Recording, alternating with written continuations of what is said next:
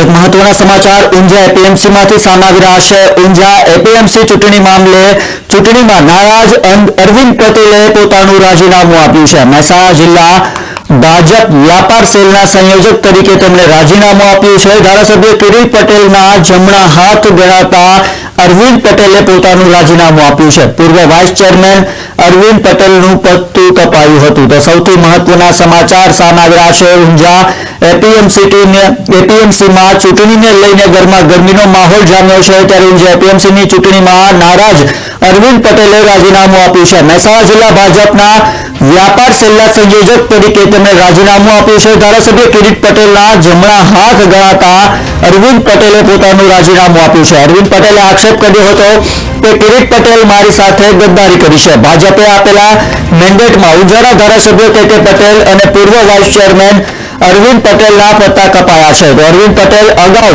એપીએમસીના board of ડિરેક્ટરમાં વેપારી પ્રતિનિધિ તરીકે પણ રહી ચૂક્યા છે।